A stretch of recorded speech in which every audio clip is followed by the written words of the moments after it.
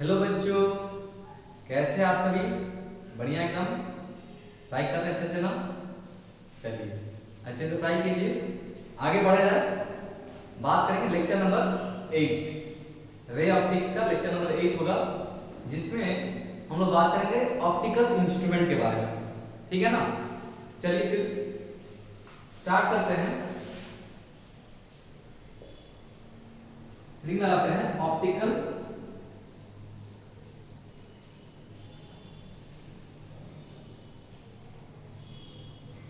Instrument. ठीक है, optical instrument. Last class में क्या पढ़े थे हम लोग? कॉम्बिनेशन ऑफ लेंसेज पढ़े थे ना? ठीक है, जिसमें आप कॉम्बिनेशन ऑफ लेंसेज में इक्विवेलेंट फोकल लेंथ कितना होगा किसी कंबाइंड लेंसेज का, या फिर उसका पावर कितना होगा, ये हमने देखा था। ठीक है, इस बार हम लोग स्टार्ट करेंगे ऑप्टिकल इंस्ट्रूमेंट। इसमें हम लोग पढ़ेंगे किसके बारे में? सिंपल माइक्रोस्कोप, कंपाउंड माइक्रोस्कोप, ठीक है, और एक होता है टेलीस्कोप। खैर टेलीस्कोप आपके सिलेबस में रिफ्रैक्टिंग टेलीस्कोप हटा दिया है, जो कि 2021 का जो एग्जाम वाला बोर्ड एग्जाम आपका, और रिफ्लेक्टिंग टेलीस्कोप रखा है। जो कि रिफ्रैक्टिंग और रिफ्लेक्टिंग दोनों में से अगर देखा जाए तो रिफ्रैक्टिंग टेलीस्कोप ज्यादा इंपॉर्टेंट होता है आपके लिए। आपके सिलेबस में जो रिफ्लेक्टिंग टेलीस्कोप है, ठीक है, उसमें ज्यादा कुछ डिटेल्स में था भी नहीं ऐसे पहले से।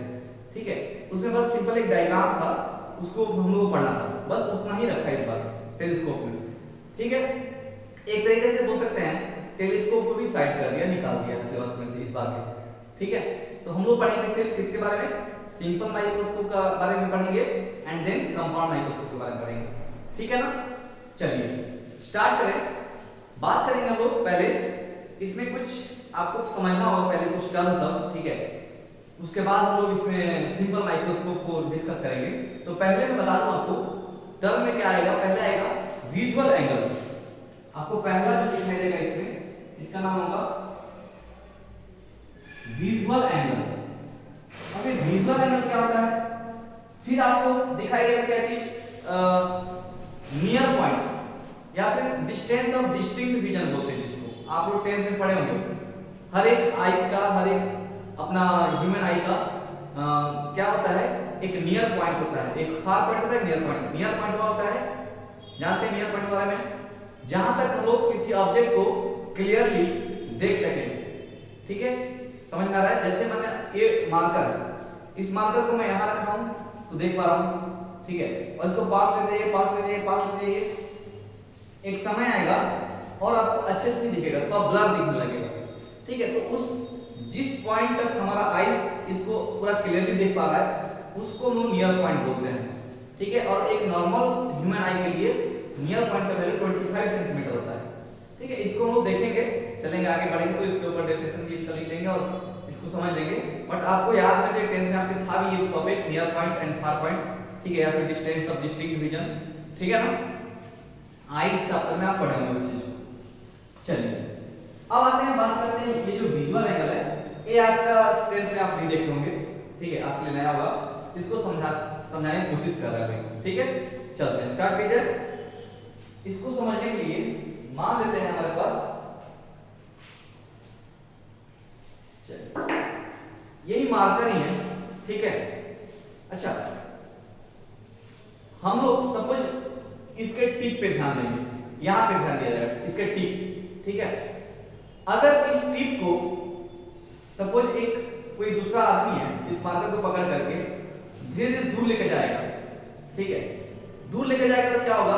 ये जो हमारा आंख पे जो एक एंगल बना रहा है, ये टिप, ठीक है, पूरे मार्कर पे ध्यान नहीं दे रहा हूं। ऐसे मार्कर ऑब्जेक्ट को इसको ट्रीट कर सकते हैं, बट हम लोग एक पॉइंट पे ध्यान देंगे, ज्यादा अच्छा समझ आएगा, क्लियर समझ में आएगा आपको। इसके टिप पे ध्यान देंगे। अब इसका टिप जितना दूर दूर जाएगा, ठीक है, तो क्या ये ऑब्जेक्ट आपके लिए छोटा होते जाएगा? एक समय आएगा एकदम पॉइंट ऑब्जेक्ट तरफ दिखने लगेगा। बात समझ आ रहा है? ठीक है, और यही चीज अपोजिट किया जाए, अगर हम लोग इसको एकदम पास पास ला रहे हैं, पास पास ला रहे हैं, तो हमारा क्या हो रहा है? ये जो आंख का जो एंगल बन रहा है इसके ऊपर, ये धीरे धीरे बढ़ रहा है। मतलब इसका ऑब्जेक्ट का साइज आपको बड़ा दिखने लग, बड़ा टाइप दिखने लग रहा है। जैसे यहां पे जो लिखा है 8 लाइन, ठीक है, 8 लाइन में यहां रखा हूं तो पढ़ रहा हूं, इतना मुझे बड़ा दिख रहा है, ठीक है, ये इतना बड़ा दिख रहा है जो साइज इसका। इसको अगर दूर दूर ले जाएंगे, दूर ले जाएंगे, दूर ले जाएंगे, दूर ले जाएंगे, बहुत दूर ले जाएंगे, तो 8 लाइन जो दिखा हुआ छोटा होता जाता है। इससे क्या पता चलता है कि ऑब्जेक्ट का हाइट, ठीक है, पार्टिकुलर कोई ऑब्जेक्ट का हाइट हमारे विजुअल एंगल पे डिपेंड करता है कि हम उसको कैसे देख रहे हैं। समझ में आ रहा है?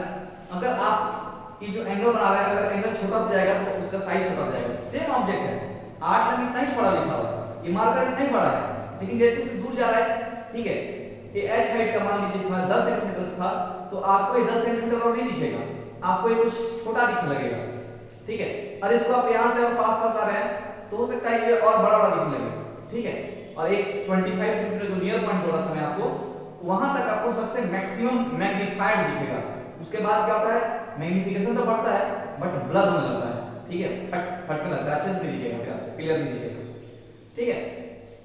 तो विजुअल एंगल थोड़ा समझ में आया? विजुअल एंगल क्या होता है कि हमारा जो ऑब्जेक्ट का जो एंगल हमारे आंख पे जो बनता है उसको विजुअल एंगल बोलते हैं, ठीक है। जैसे मैं डायग्राम में ड्रॉ करके इसको दिखा रहा हूं। सपोज हमारे पास ऐसा कुछ है,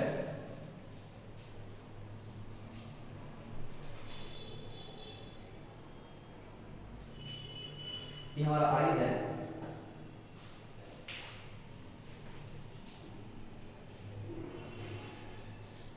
ठीक है, ये आई हमारा, इधर कहीं ये रेटिना है, पीछे में होता जाते हैं आप,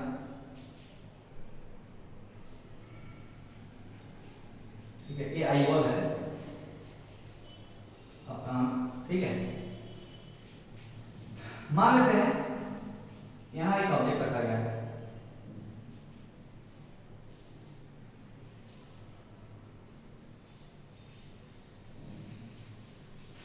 तो इस ऑब्जेक्ट का इस टिप पॉइंट पर फोकस किया जाए तो एक एंगल बनाएगा ये हमारे आंख के ऊपर, थीटा, मान लेते हैं ये भी ऑब्जेक्ट है, ठीक है। तो ये रेटिना पे एक इमेज बन रहा है, ठीक है, जिसका हाइट इतना, समझ में आ रहा है? अब जैसे जैसे मान लेते हैं इसको आप दूर ले जाइए थोड़ा सा, सेम h हाइट का ऑब्जेक्ट है, मान लेते हैं हाइट इसका कितना है, h है, इसको थोड़ा दूर ले जाते हैं, यहां जाता है,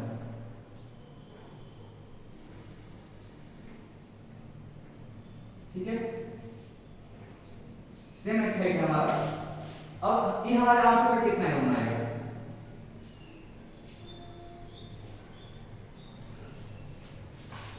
ये जो होगा ये थीटा डैश जाएगा। अब देखिए हमारे आंख पे जो रेटिना पे इमेज बन रहा है वो थोड़ा छोटा हो गया। इससे क्या समझ रहे हैं, विजुअल एंगल समझ में आया आपको?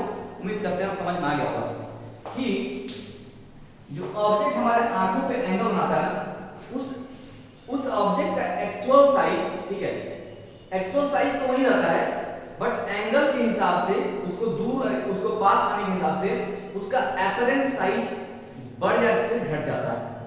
समझ में आ रहा है? Depending on the angle formed at our eye, depending on that angle formed at our eye, the apparent size of object increases or decreases, या फिर बोलिए changes, ठीक है।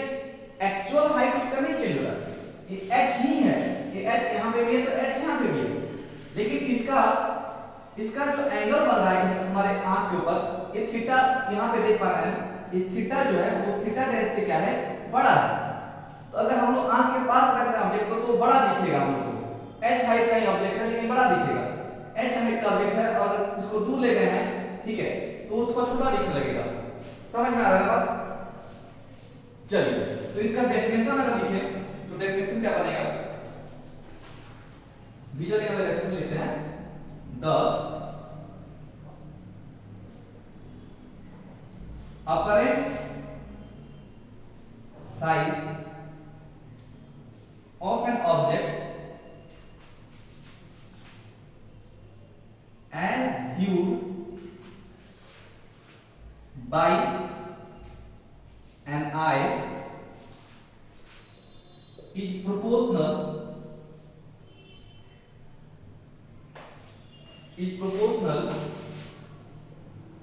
to the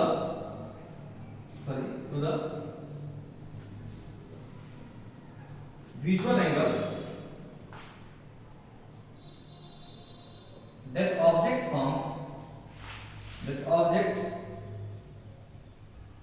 forms on eye। क्या समझे इस बात से? दो जो जो हमारा एपरेंट साइज होता है, ठीक है, एक होता है एक्चुअल साइज, एक होता है एपरेंट। मतलब एपरेंट साइज वो है जो हमें दिखाई पड़ता है, उसको एपरेंट मतलब कि जो एक होता है एक्चुअल, एक होता है एपरेंट। तो एक्चुअल मतलब उसका जो सच में जो हाइट है, उसका जो सच में साइज है। एपरेंट मतलब जो आपको प्रतीत होता है, आपको दिखाई पड़ता है सब, लेकिन होता नहीं एग्जैक्टली। ठीक है, अगर मान लीजिए ये 10 सेंटीमीटर का मार्कर का लेंथ है और इसको मैं पास ले आया, ठीक है, तो ये कुछ 12 सेंटीमीटर हो गया। इसको दूर ले जाएंगे तो ये छोटा हो जाएगा, 2 सेंटीमीटर का दिखने लगेगा, कुछ देर बाद 1 सेंटीमीटर का दिखने लगेगा। लेकिन क्या इसका एक्चुअल साइज 1 सेंटीमीटर है क्या? नहीं, वो हमारा एपरेंट हमको ऐसा लग रहा है कि हाँ एपरेंट साइज इसका बढ़ रहा है फिर घट रहा है। समझ रहे ना बात? ठीक है, चलिए फिर आगे बढ़ते हैं। तो डेफिनेशन फिर से पढ़ लेते हैं। The apparent size of an object as viewed by an eye is proportional to visual angle. मतलब जो एपरेंट साइज है किसी ऑब्जेक्ट का जो हमारे आंख में बनता है, ठीक है, वो किसके प्रोपोर्शनल होता है? विजुअल एंगल के प्रोपोर्शनल होता है। कि जो विजुअल एंगल हमारे आंखों में बनता है उसके प्रोपोर्शनल होता है। अगर हमारा थीटा इंक्रीज करेगा तो एपरेंट साइज में क्या होगा? एपरेंट साइज में क्या होगा? इंक्रीज करेगा। अगर थीटा डिक्रीज करेगा, एपरेंट साइज में क्या होगा? डिक्रीज करेगा। ठीक है, मतलब प्रोपोर्शनल। उम्मीद करते हैं समझ में आ गया होगा आपको। ठीक है, चलिए इसको मिटा दें। अगर मैं इसको ऐसे कुछ करते हैं, यहाँ पे मान लेते हैं कि x मान लीजिए, ये x डिस्टेंस है हमारे आंखों से, ठीक है, और इसका हाइट h है। तो इसके लिए हमारा फॉर्मूला क्या बन जाएगा? अगर थीटा लिखना चाहें तो थीटा जो कि बहुत छोटा होता है, ठीक है, ये थीटा बहुत छोटा होता है, दिख रहा है यहाँ बड़ा, दिखाने के लिए मैंने बड़ा बनाया लेकिन काफी छोटा बनता है। ठीक है, तो थीटा इक्वल टू क्या बन जाएगा? Theta equal to tan theta हो जाएगा, और tan थीटा कितना आ जाएगा? h by x। यहाँ पे h क्या है? हाइट ऑफ ऑब्जेक्ट, x क्या है? Distance of object from eye. Theta क्या है? Visual angle from at eye, at our eye लिख सकते हैं, एट आवर आई। ठीक है, समझ गए बात? क्लियर हो गया ना? विजुअल एंगल कहानी क्लियर है सबको? चलिए एक छोटा सा और बात हम डिस्कस कर लेते हैं। आप अगर समझ गए तो कोई ऐसा जरूरी नहीं इसको समझाना, लेकिन फिर भी लिख लेते हैं एक तरीके से हम लोग। यहाँ से एक और हम क्या करते हैं, एक आई मान लेते हैं,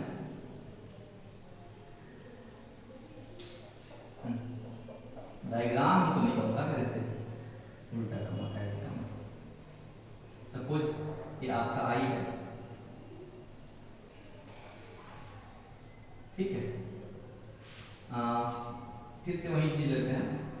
ऐसे चाहते तो वही दिखा देते, लेकिन चलिए फिर से ड्रॉ कर दिया, मिटा दिए तो क्या करना। ये रेटिना इधर कहीं, रेटिना, ठीक, पीछे में रेटिना होता है ना, आंख के बारे में आप पढ़ चुके थे। ये मान लेते हैं कितना है?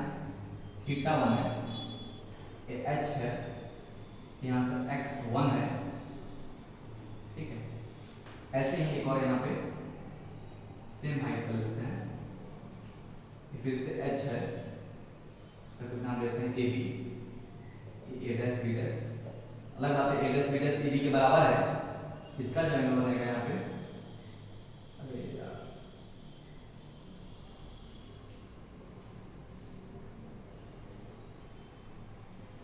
ठीक है, ये एंगल बनाते हैं कितना है? थीटा 2। ये h है, यहाँ से कितना है? x2, ठीक है ना? चलिए यहाँ से अगर मैं थीटा 1 बोलूं, अगर मैं थीटा 1 पूछूं आपसे, तो since theta 1 is very small, हम लोग इसको almost equal to tan theta 1 treat कर सकते हैं। समझ आया ना? थीटा 1 इस थीटा 1 जो आपको यहाँ दिख रहा है बड़ा, एक्चुअली बहुत छोटा बनता है। तो उसको हम लोग जब जानते हैं, आप पढ़े होंगे थीटा जब टेन करता है छोटा होता है मतलब, तो आपका थीटा tan क्या बन जाता है, या फिर tan थीटा बन जाता है, sin थीटा बन जाता है। ये आप जानते हैं, आपकी मैथ्स का पार्ट है, ये आपको पता है। यहाँ से मैंने लगा दिया tan थीटा कितना h/x1। यहाँ से फिर x2 theta 2 almost equal to tan theta 2 हो जाएगा, तो फिर से वही लगा लेंगे h/x2।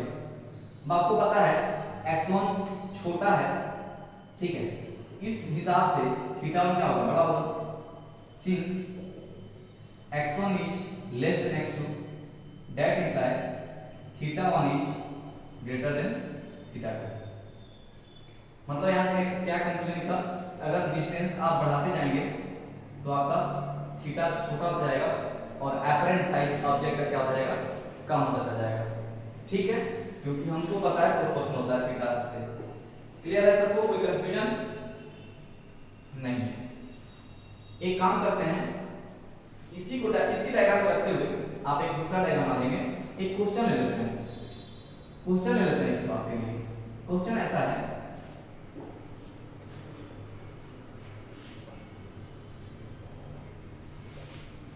To boys of height 50 inch, एक का 50 इंच है एंड दूसरे का 55 inch,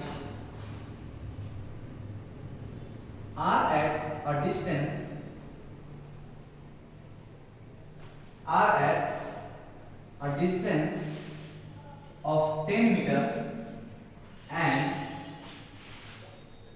12 meter from an observer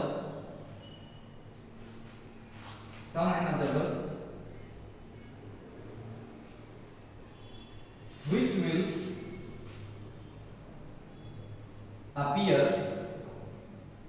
will appear taller। इस ऑब्जर्वर को,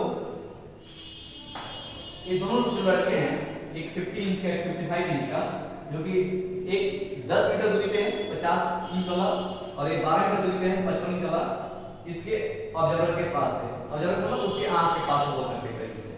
तो उस ऑब्जर्वर को कौन सा लंबा में बड़ा दिखाई देगा, टॉलर, मतलब कौन सा लड़का जो बॉय है, कौन सा लड़का उसको टॉलर दिखेगा। ठीक है, एक क्वेश्चन आपके सामने, तो देखिए ट्राई कीजिए, एक बार सब कीजिए अपने से पॉज करके।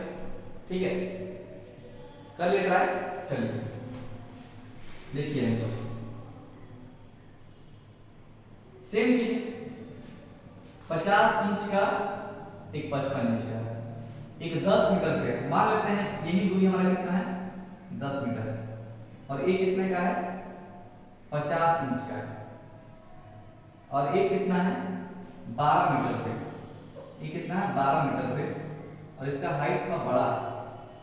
इस बार थोड़ा एक चेंज करना पड़ेगा एंगल।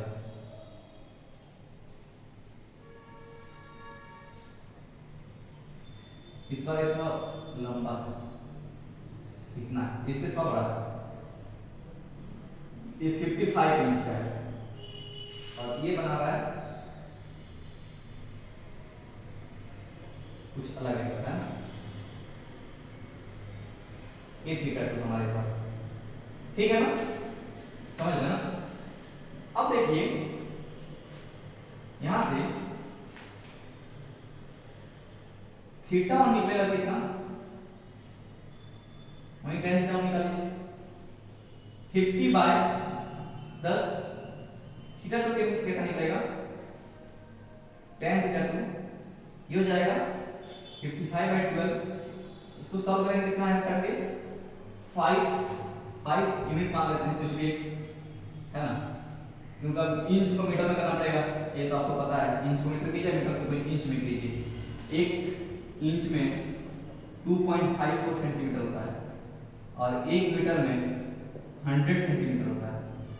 तो एक मीटर में कितना, एक कितना 12 × 10 कितना 50 इंच और 55 इंच में कितना बता लेंगे ना, ये कितना मीटर हो जाएगा देखिए, मीटर में करेंगे तो 100 से डिवाइड करना पड़ेगा ना, 0.0254 मीटर। तो 1 इंच में इतना मीटर, तो 50 इंच में इंटू कितना 50 कर लेंगे, 55 कर लेंगे, मीटर में आ जाएगा। तो भी आप सॉल्व कर सकते हैं, ऐसे भी आप देख सकते हैं, ठीक है। अब इसके ऊपर में ज्यादा रहेगा, नीचे में कम रहेगा इसमें, ठीक है। तो यहाँ पे ऊपर में ज्यादा, सॉरी इसके कंपेयर में ये ज्यादा, ठीक है। इसका वैल्यू कितना आ जाएगा देखते हैं, काट देखते हैं इसमें, लेकिन नीचे में भी ज्यादा है। 12 से 55 काटेंगे कितना आ जाएगा, 12 4 जा 48, फिर बचेगा कितना 2 and 5 7 बचेगा, तो पॉइंट लगेगा, पॉइंट लगेगा तो 7 हो गया, तो 0.70 4.5 समथिंग आएगा।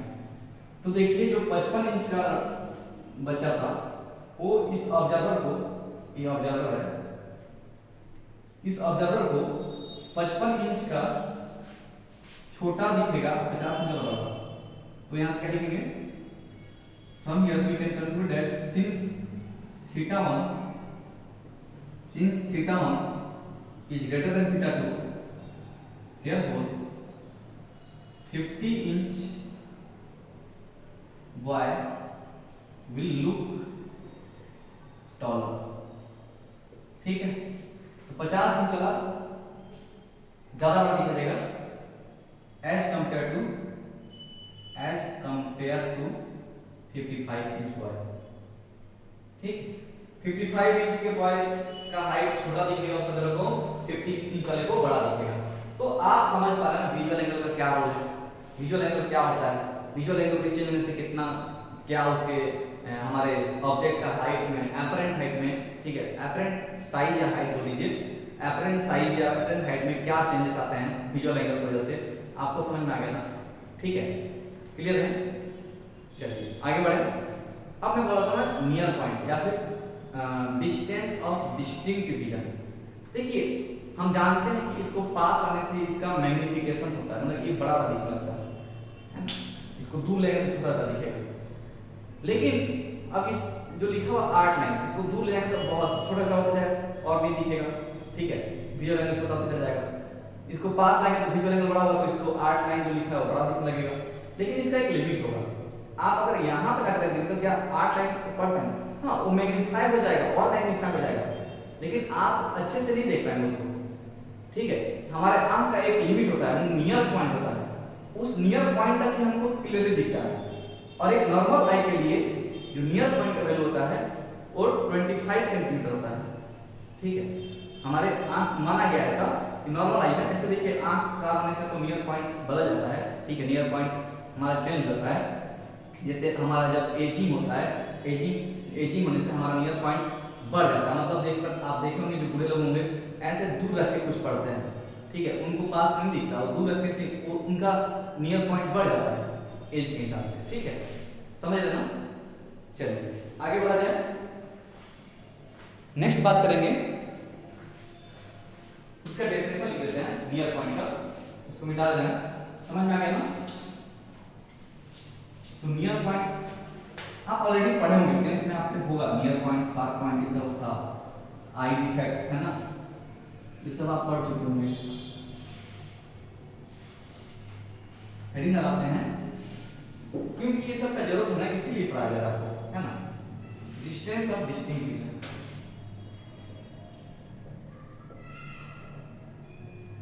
डिस्टेंस ऑफ डिस्टिंक्ट विजन, या फिर इसको बोलते हैं नियर पॉइंट, ठीक। डायरेक्ट डेफिनेशन लिख देते हैं, आपको समझ में आ गया और समझा दिया मैंने, डेफिनेशन से और क्लियर हो जाएगा, आप इसको याद भी कर पाएंगे। The minimum distance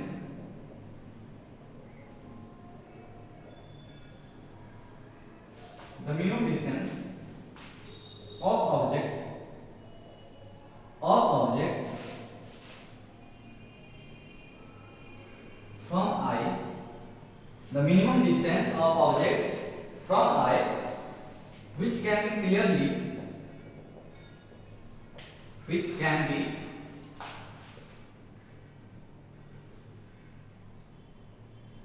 clearly visible to our eye is called distance of distinct vision. Distance of distinct vision और नियर पॉइंट और इसका एक नाम होता है मिनिमम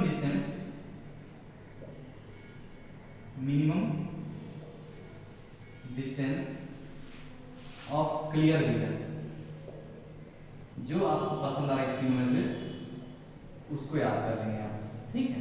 ऐसे आप जान के रखेंगे तीनों, क्योंकि आपको कहीं कुछ क्वेश्चन में कुछ कभी ये दिख जाए, कभी ये टर्म दिख जाएगा, कभी ये टर्म दिख जाएगा, तो आपको पता होना चाहिए कि ये तीनों में सेम बात होता है, ठीक है। इसमें तीनों अलग अलग नहीं है। तो क्या है मिनिमम डिस्टेंस ऑफ ऑब्जेक्ट ना, minimum distance of object from आई, हमारे आंखों से मिनिमम डिस्टेंस हमारा ऑब्जेक्ट का होता है उस समय जहां पे which can be clearly visible to our eye, जहां पे हमारे आंख उसको क्लियरली देख पाता हो, ठीक है। उस पॉइंट को हम बोलते हैं डिस्टेंस ऑफ डिस्टिंक्ट विजन। वहां पे हम लोग मानते हैं ऐसा कि हमारा मैक्सिमम मैग्नीफिकेशन हुआ, क्योंकि उसके बाद मैग्नीफिकेशन होगा ऑब्जेक्ट। हम जानते हैं जितना पास ऑब्जेक्ट हमारा विजुअल एंगल बढ़ता है और मैग्नीफिकेशन बढ़ने लगता है, ठीक है, ना ज्यादा बड़ा दिखने लगता है ऑब्जेक्ट।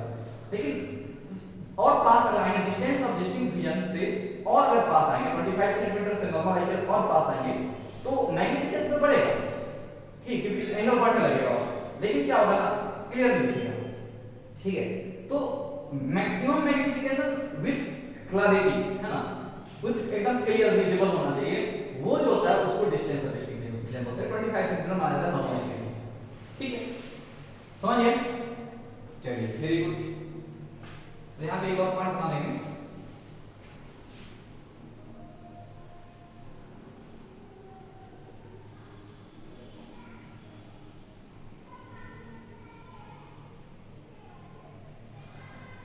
इसको बोलते हैं डी। डी से जनरली डी से डिनोट करते हैं, ठीक है ना। और ये कितना होता है 25 सेंटीमीटर के बराबर होता है। इसी को बोलते हैं लोग नियर पॉइंट। तो लिख देंगे near point for an normal eye, near point for a normal eye is 25 centimetre, बस, ठीक है, मिटा दें। चलिए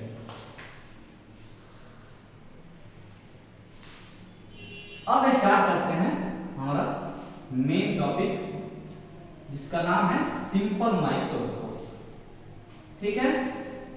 चलिए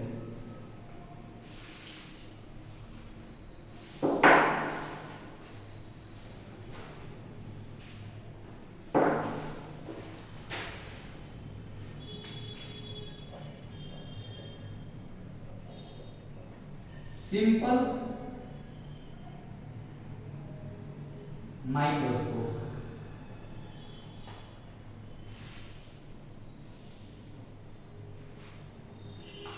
इसका डेफिनेशन क्या बनता है, सिंपल माइक्रोस्कोप किसको बोलते हैं। आप देखेंगे आपके एक ज्योमेट्री वर्क्स कोई आता है जिसमें एक छोटा सा लेंस लगा के देता है, जिसको आप कहीं किताब का जो लेटर होता है आपके बुक का या फिर कोई भी लेटर होता है, आप जब उसको देखते हैं तो थोड़ा सा बड़ा दिखाता है, उसमें आपके आंख के पास से लेकर देखते हैं तो बड़ा दिखता है।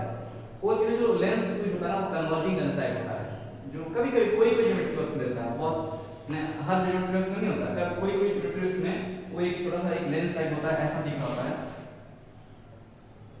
उसमें ऐसा लगता है, ऐसा लगता है। उससे आप जब देखते हो ना तो आपको थोड़ा जो लेटर्स होते हैं वो थोड़ा बड़े दिखते हैं, थोड़ा मैग्नीफाई हो जाते हैं, ठीक है।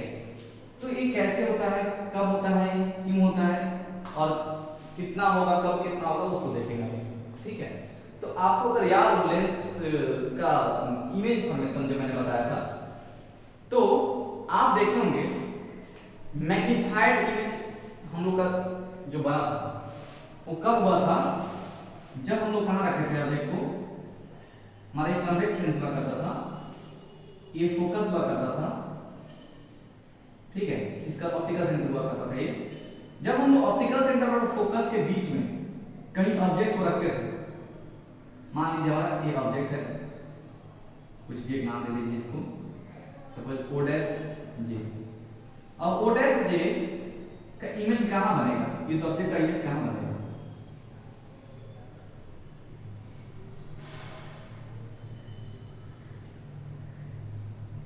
ठीक है, एक पैरेलल जाएगा तो वहां से कहां से पास करेगा, फोकस से पास करेगा, और एक रे ऑप्टिकल सेंटर से पास करेगा।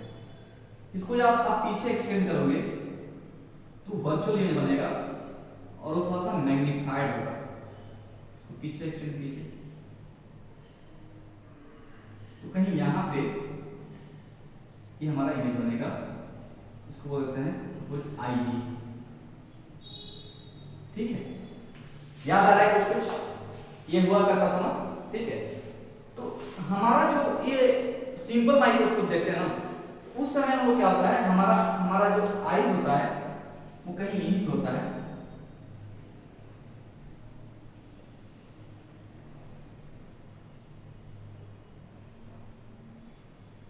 हम लोग वहां से देखते हैं, ठीक है।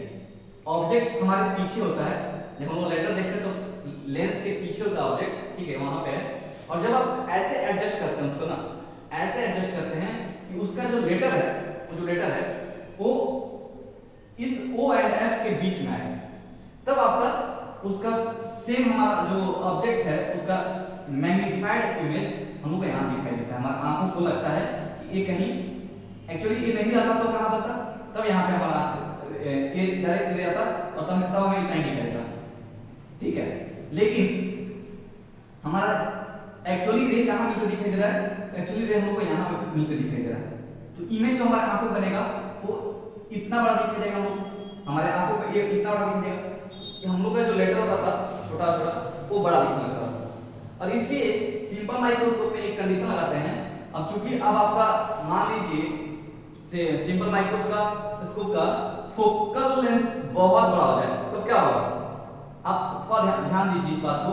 अगर फोकल लेंथ में ओ एफ अगर एफ यहाँ पे हो जाए, मैंने बहुत बड़ा फोकल लेंथ हो जाए तो क्या होगा, तो उससे क्या प्रॉब्लम होगा कि आपको उस लेंस को बहुत दूर में रखना पड़ेगा, क्योंकि आपको इसके बीच में उस लेटर को एडजस्ट कराना है। अगर ये बहुत बड़ा हो जाएगा तब तो मुश्किल हो जाएगा ना, इसलिए इसको छोटा रखते हैं, ठीक है, समझ रहे हैं। इस ऑप्टिकल सेंटर और एफ जो फोकल लेंथ होता है उसको छोटा रखा जाता है, ठीक है, समझ लेना बात। चलिए आगे बढ़े, तो इसको निकालते हैं।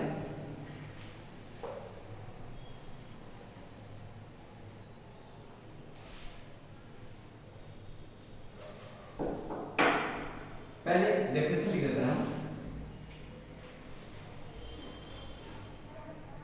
a simple microscope is a converging lens, और इसको बोल सकते हैं convex lens, converging lens of short focal length,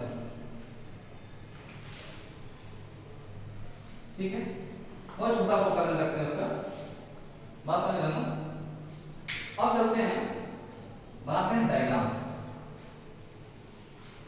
simple microscope का डायग्राम बनाते हैं। यहां बनाते हैं,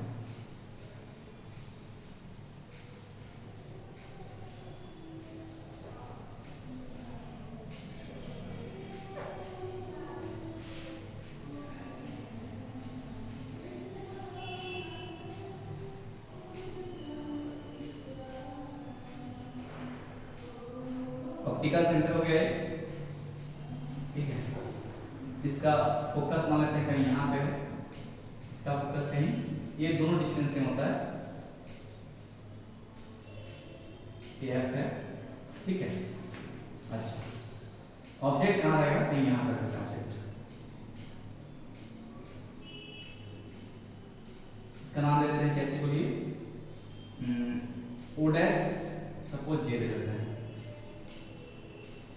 से जाएगा,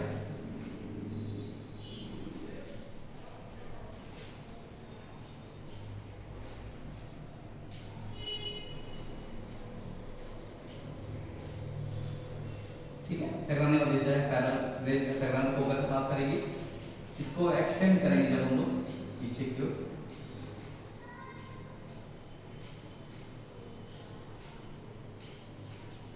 कहीं यहाँ पे मिलते दिखाई देंगे।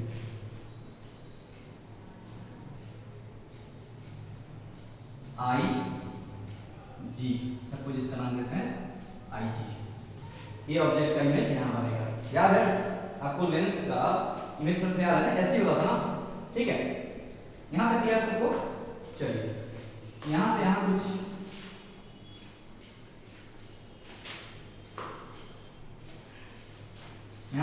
नाम देते हैं इसका, ये हमारा यू हो गया। सभी मेजरमेंट कहाँ होता है? ऑप्टिकल सेंटर होता है। ये ऑब्जेक्ट डिस्टेंस हो गया, ये मान लेते हैं हमारा क्या हो गया? Image distance. और हम लोग कहाँ पर ट्रेड करेंगे? हमारा जो हम लोग ऐसे एडजस्ट किए ना, वो एफ को ऐसे एडजस्ट किए हैं कि जो ये दूरी बनी है हमारे आंखों से, हमारा आंख में यहाँ पे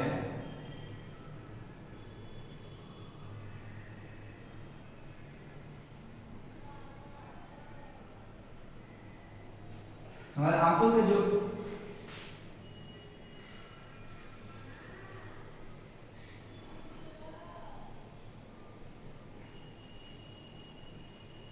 वाह क्या रहेगा, मस्त, मजा आ गया, बहुत सुंदर बना ना। चलिए गलती से बन गया। अच्छा तो ये आंखों से जो हम लोग मेंटेन करते हैं, देखिए अब आप बोलेंगे कि ये सर आंख से तो इसका डिस्टेंस इतना नहीं, उतना मैनेज नेगल कर लेते हैं हम, ठीक है। तो हमारा जो डिस्टेंस होगा ऑप्टिकल सेंटर से मेजर होगा, ठीक है। और क्योंकि हमारा आंख को बहुत पास रखते हैं, इसलिए इसको लोग नेगलेक्ट कर लेते हैं फिलहाल के लिए। तो हम लोग क्या देखते हैं कि जो भी मेजरमेंट होगा वो हमारे आंखों से होगा। अब यू हमारा जो होगा यहाँ पे दिख रहा है, बट हमारा आंख में यहीं पे होगा पास में, अभी दूर बना दिए दिखाने के लिए, समझ रहे ना बात। और इस ऑब्जेक्ट को इसके बीच में उस वैसे जगह पे एडजस्ट करते हैं, ठीक है। क्योंकि ये आगे पीछे कीजिएगा तो ये इमेज डिस्टेंस ऊपर नीचे होगा, आगे जाएगा चाहे पीछे जाएगा, वो वेरी करता रहता है, ठीक है।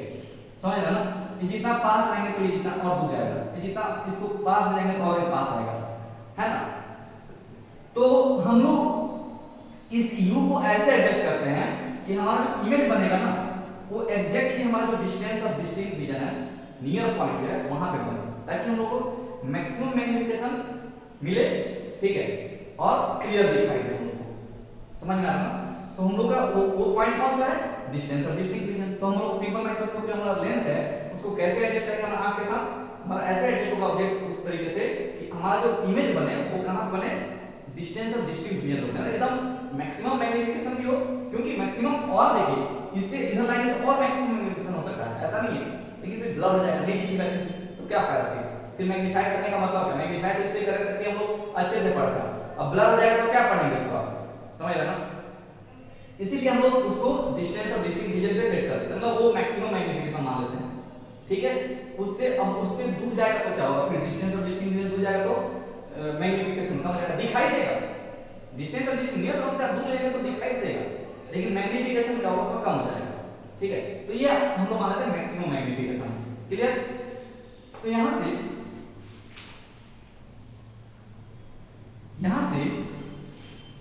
आप देखिए फ्रॉम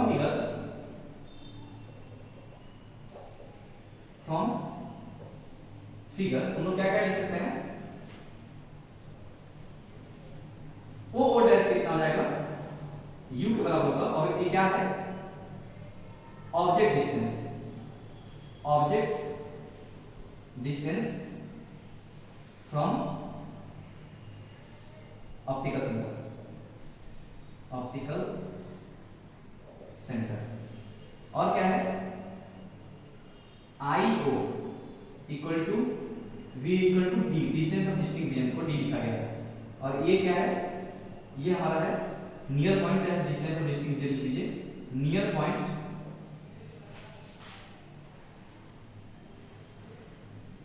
फ्रॉम I, ठीक है। अच्छा एक चीज और,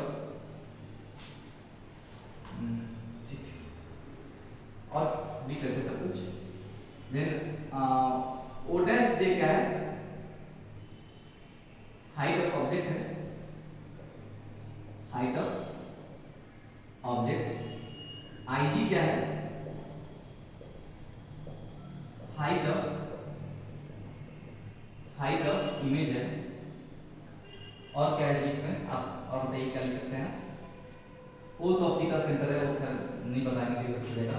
एफ फोकल लेंथ है, चलिए एफ लिख लेते हैं। F is focal, sorry focal length बोल रहा हूँ, फोकस फोकस ऑफ लेंस। ठीक है, समझ में आ रहा है। एक चीज और यहाँ पे आप चलते हैं, एक चीज समझने का जरूरत है आपको, दरकार है एक चीज समझने का। क्या समझना है, अब कितना मैग्निफिकेशन हुआ है ऑब्जेक्ट का, कैसे जानेंगे। मान लीजिए आप हैं और आपका छोटा भाई या छोटा बहन है, अब उन दोनों का हाइट मेजरमेंट करना है। सपोज कीजिए हाइट मेजरमेंट में कौन बड़ा है कौन छोटा है, ठीक है। तो क्या ऐसा फेयर होगा, मतलब क्या सही होगा कि आप क्या किए, आप अपने फर्स्ट पे खड़े हो गए और मेजर कर लिए, ठीक है। यहाँ पे मार्किंग क्या होता है दीवार पे ऐसे ये कुछ सेंटीमीटर में 150, 53, 54, 55, 56, 57 आप खड़े होकर मेजर कर लिए, ठीक है। और आपकी जो छोटी बहन छोटा भाई है उसको क्या किया गया, यहाँ पे एक हाइटेड ऑब्जेक्ट रख करके उस पे खड़ा करके फिर मेजर कर दिया गया। तो क्या ऐसा फेयर होगा, क्या नहीं होगा, ठीक है। तो उसी तरीके से हम लोग को इन दोनों में से मैग्निफिकेशन बताना है कि कौन कितना मैग्नीफाई हुआ है, ठीक है। तो उसको हम लोग क्या करेंगे, सेम जगह पे रख लेंगे, मतलब जो एंगल बनाएंगे हमारे आंखों पे वो सेम जगह पर रख के बनाएंगे। ये नहीं कि एक पास में बना दिए एक दूर रख बना दिए, तो दूर रख बनाएंगे तो ये तो लगेगा छोटा, क्योंकि एग्जांपल ये जो 55 सेंटीमीटर का जो लड़का था और एक 50 सेंटीमीटर का लड़का था, अगर वो दूर था तो छोटा दिखा था हमारे आंखों, ठीक है। तो हम लोग क्या करेंगे, इस ऑब्जेक्ट को भी इसी जगह पे लेकर रखेंगे, अब तब बताएंगे, तब जो एंगल बनेगा उससे कंपेयर करेंगे कि कौन मैग्नीफाई हुआ है और कितना मैग्नीफाई हुआ और कितना मैग्नीफाई नहीं हुआ है। बात समझ रहे हैं मेरा, जो बस सिंपल याद कीजिए, जो बॉय लड़का जो एग्जांपल लिया था मैंने, ठीक है, उसको एग्जांपल लीजिए 55 सेंटीमीटर 50 सेंटीमीटर 10 मीटर और 12 मीटर दूरी पे था, तो बड़ा वाला लड़का ना उसको छोटा दिख रहा था ऑब्जर्वर को, और छोटा वाला बड़ा दिख रहा था। तो इसलिए ये चीज को हटाने के लिए हम लोग क्या करते हैं, हम लोग इसको सेम जगह पर रखेंगे, अब तब वहां से देखेंगे कितना एंगल बना रहा है, समझ रहे ना। इसलिए हम लोग इसको उठा करके यहाँ रख देंगे, समझ आ रहा है। वहां से एंगल बनाएंगे हमारे आंख के ऊपर, तब कंपेयर करेंगे कि कितना एंगल कौन कितना एंगल बना है। जैसे अभी देखिए, इसको जब यहाँ पे शिफ्ट करेंगे, ठीक है, तो हमारा जो ऑब्जेक्ट है कुछ यहाँ शिफ्ट हो जाएगा, समझ रहे ना, ये बन जाएगा जेड एस, ठीक है। अब हमारे ये जेड एस कितना बना रहा है हमारे आंखों पे, वो एंगल हमारा कंपेयर करेंगे।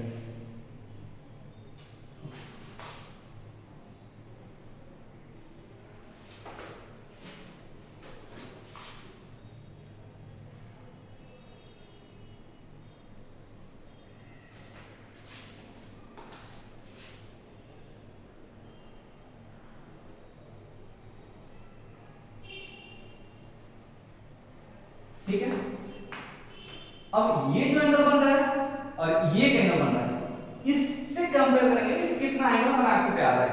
जैसे इसका हम लोग नाम देते हैं, ये जो एंगल नाम देते हैं इसको बोलते हैं थीटा ओ। थीटा मतलब angle formed by object at our eye, and इसका नाम दे देंगे, ये जो दिख रहा आपको, ये जो एंगल दिख रहा है इसका नाम दे देंगे थीटा आई। आई से आता है इमेज, ठीक है। तो ये क्या होगा, angle formed by image at our eye, theta not theta I क्या हो गया, तो यहां से लिखेंगे इस पे थीटा नॉट या फिर थीटा ओ बोल लीजिए, ये हो गया angle formed by object by an object at our eye, और थीटा आई क्या हो गया, ये हो जाएगा एंगल फॉर्म बाय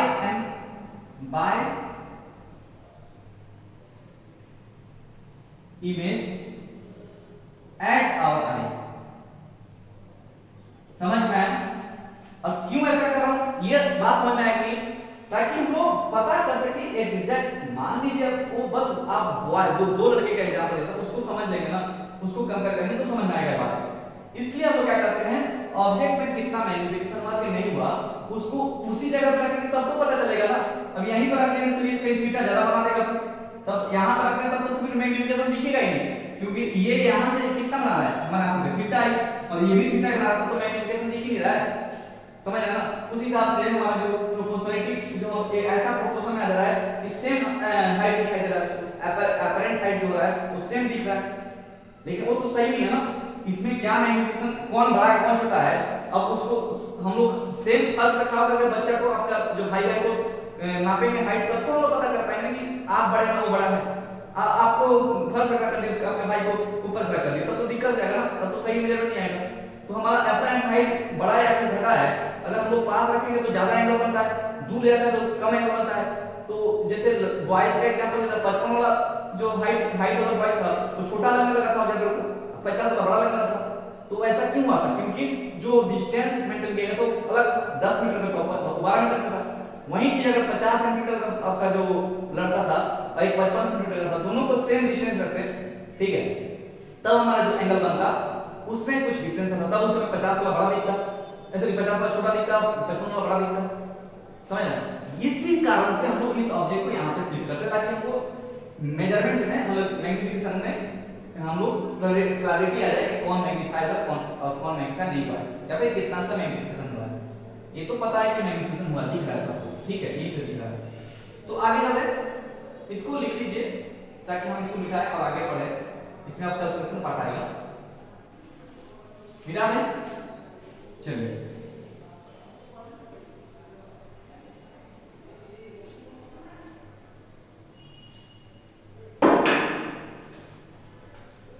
यहां से एक आता है टर्म मैग्निफिकेशन पावर, इसको स्मॉल अंश में करते हैं और इसका डेफिनेशन बनेगा क्या चीज बताइए। It is defined as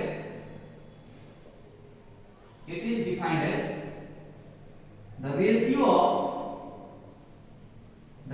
of angle formed by image at our eye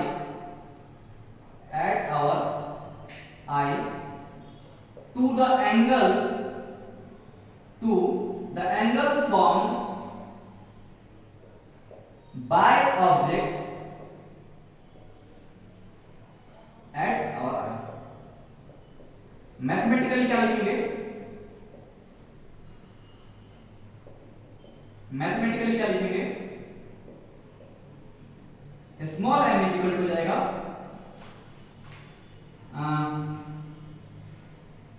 angle form by object at our eye by angle form object, sorry गलत हो गया, इमेज होगा ऊपर में, ध्यान देंगे ऊपर इमेज होगा नीचे ऑब्जेक्ट होगा, बाय डेफिनेशन तो मैंने सही लिखा था, यहां गलती हो गई, एट आवर आई, ठीक है। That imply m equal to क्या आ जाएगा, तो एंगल फॉर्म बाय इमेज कितना एंगल आ रहा है, थीटा आई, तो जाएगा theta i by theta naught. ये है मैग्निफिकेशन का फॉर्मूला, ठीक है। डायमेंशन लेस होता है, यूनिट लेस होता है, ठीक है ना। समझ में आ गया मैग्निफिकेशन पावर क्या होता है। चलिए आगे बढ़ा जाए, इसका जरूरत है, ठीक है, इसलिए हम लोग इसको लिखे हैं। आप कहां तक देख पा रहे हैं, ताकि मैं उस जगह का यूटिलाइज कर पाऊं, सबको विजिबल है वहां तक, हाँ मैं वहां तक यूज कर सकता हूं स्पेस। यहां से क्या हो जाएगा, यहां से हम क्या करेंगे, देखिए अब हम जानते हैं कि थीटा, सिंस वी नो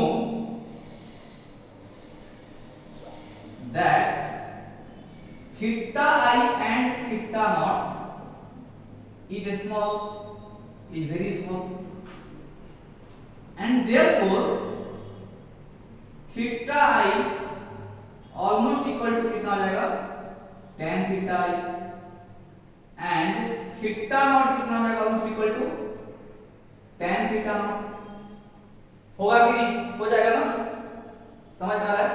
चलिए इसके बाद यहां से आगे बढ़ेंगे, तो यहां से हम लोग m इक्वल टू क्या लिख सकते हैं, tan theta I by tan theta naught, सही लिखे हैं। इसके बाद हम यहां से क्या लिख सकते हैं, that imply m equal to tan theta I लगाइए इस डायग्राम में, डायग्राम से tan थीटा लगाएंगे तो ट्रायंगल कौन सा दिखेगा, IOG ट्रायंगल में tan थीटा लगाएंगे तो कितना आ जाएगा, opposite side by adjacent side, तो हो जाएगा IG बाई IO, होगा ना जी। और ये क्या कर दिया मैंने, और एक क्या आ जाएगा, सही तो कर रहा था, m इक्वल टू यहां आएगा, और tan थीटा नॉट कितना हो जाएगा इस ट्रायंगल में IOZS, tan थीटा नॉट कितना आ जाएगा IZS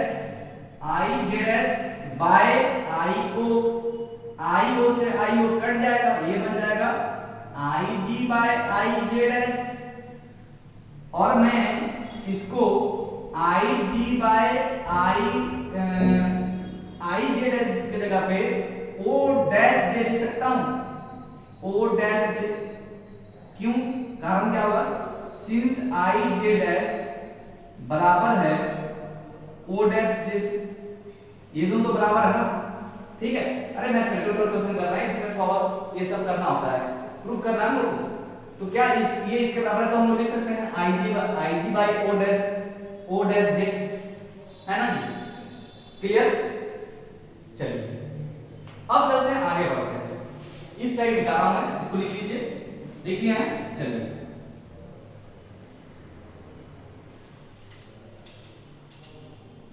यहां से अब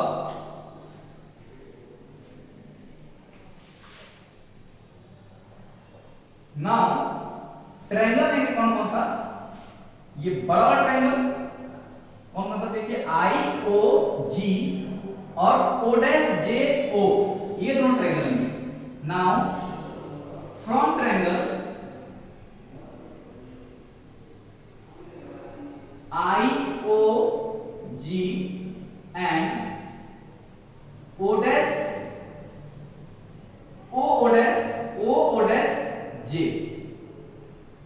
यहां से क्या आपको मिल रहा है, ये जो एंगल I है ये बराबर है एंगल O' के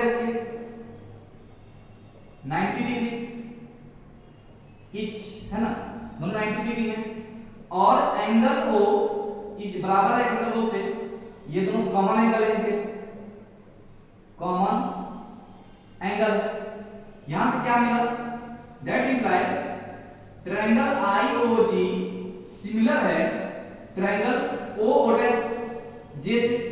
अब सिमिलरिटी यूज करके आप ऐसे लिख सकते हैं क्या, therefore IG bye O'J equal हो जाएगा IO बाय O' को। कोई कंफ्यूजन किसी को नहीं ना, सिमिलरिटी से आप ऐसे लिख सकते हैं, यहां से क्या हो जाएगा IG बाय O' इक्वल हो जाएगा, अब इसको साइन कन्वेंशन यूज करके इसको रिप्लेस कीजिए, IU को रिप्लेस कीजिए, IU कितना है, V है या फिर D के बराबर है, चलिए V लिख लेते हैं, ठीक है, चलिए V या फिर D जो भी लीजिए, D लिख लेते हैं, डिस्टेंस ऑफ डिस्टिंक्विजन। तो यहां से आप समझिए कितना हो जाएगा, अब ये हमारा रे ऐसे क्या था, इमेज ऐसे बना था, तो ये माइनस होगा, माइनस भी लिखाएगा, और फिर क्या बचा है O' ये वाला, फिर से ई में हमारा रे इधर जा रहा है, तो साइन कन्वेंशन लगा करके हम लोग जान पा रहे हैं u क्या होगा, नेगेटिव होगा, तो माइनस ही लिखाएगा, यहां लिखेंगे क्या करना, लिखेंगे यूजिंग साइन कन्वेंशन, ठीक है, दैट इंप्लाई सो दैट क्या हो जाएगा, m क्या बन जाएगा, m इक्वल टू हो जाएगा Ig by o dash j equal to, एक मिनट, यहां से क्या आ जाएगा Ig by o dash j equal to d by u। इसको इक्वेशन 2 बना दीजिए और इसको इक्वेशन 1 बना दीजिए। ये इक्वेशन 1 है, थोड़ा सा उसको साइड कर लेंगे, वो इक्वेशन 1 बना दीजिए। अब यहां लिखेंगे फ्रॉम इक्वेशन 1 एंड इक्वेशन 2 क्या मिलेगा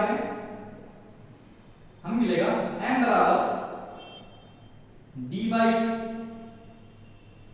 होगा ना, इसको इक्वेशन नंबर 3 बना लीजिए। ठीक है, थर्ड इक्वेशन। चलिए यहां तक सबको समझ में आया। चलिए इसको मिटा दें, इस साइड मिटा दें। यहां से हम लोग क्या हो जाएगा, और एक चीज देखेंगे, from length formula 1/v minus 1/u equal to कितना आता है, 1/f होता है। ठीक है, अब इस चीज को हम लोग अप्लाई करेंगे यहां पे, तो साइन कन्वेंशन का यूज करके हम लोग देखेंगे तो क्या हो जाएगा, ये बन जाएगा 1/v की जगह कितना लिखेंगे, अगर हम लेंथ फॉर्मूला यूज करें तो क्या बन जाएगा, ये 1/, अगर साइन के साथ रखेंगे तो v हमारे इधर तो जाएगा -v माइनस 1/u, हमारा u भी हमारा रेट इधर है, साइन कन्वेंशन जानते हैं यूज करना ना, ये कितना है -u, और f हमारा ये कन्वेंशन तो प्लस रहेगा 1/f, ये बन जाएगा कितना -1/v plus 1/u equal to 1/f। यहां से क्या मिला, 1/u इक्वल टू कितना आ जाएगा, 1/u इक्वल टू हो जाएगा 1/f प्लस 1/v। ठीक है, इसको इक्वेशन नंबर 4 बना दीजिए। इक्वेशन 3 कितना आया था हम लोग का, m इक्वल टू था d बाई u। ठीक है, ये इक्वेशन 3 था। इक्वेशन 3 को हम ऐसे भी लिख सकते हैं d into 1/u, है ना जी। इक्वेशन 3 को ऐसे भी लिखा जा सकता है d into 1/u। अच्छा, 1/u को हम यहां से रिप्लेस कर सकते हैं इससे, तो m इक्वल टू कितना बन जाएगा, d into 1/v plus 1/f। ये आपका है फाइनल इक्वेशन मैग्नीफिकेशन का सिंपल माइक्रोस्कोप के लिए, ये फाइनल रिजल्ट आपका है। समझ में आ गया ना। ठीक है, अब इसमें कुछ केस होते हैं। केस 1, जब आपका इमेज कहां बने, image form at v equal to d पे, तब मैग्नीफिकेशन कितना आ जाएगा, m इक्वल टू हो जाएगा d into 1/v की जगह d प्लस 1/f। यहां से m बराबर कितना आ जाएगा, d अंदर लेके तो हो जाएगा 1 प्लस d बाई f। एक इमेज फॉर्म से हमारा मैग्नीफिकेशन यहां पे ये वाला होगा, और दूसरा एक क्या हो जाएगा, केस 2 क्या हो जाएगा, जब इमेज कहां बने, केस 2 क्या हो जाएगा जी, when image formed at v equal to infinity में इमेज बने, अगर फोकस पे हम ऑब्जेक्ट रख देंगे तो उस समय m इक्वल टू कितना बनेगा, डिस्टेंस हम लोग का मैग्नीफिकेशन होना कितना आएगा सिंपल माइक्रोस्कोप के लिए, d into 1/v की जगह कितना, इंफिनिटी प्लस 1/f। 1/इंफिनिटी कितना आ जाएगा 0, यहां से m बराबर कितना आ जाएगा d बाई f। ये है टोटल कहानी सिंपल माइक्रोस्कोप का। ठीक है, उम्मीद करते हैं समझ में आ गया होगा। ठीक है, अब हम लोग बात करेंगे नेक्स्ट हमारा टॉपिक जो होगा, नेक्स्ट लेक्चर में बात करेंगे कंपाउंड माइक्रोस्कोप। ठीक है, तब तक इस वीडियो को देखिए, उम्मीद करते हैं समझ में आएगा।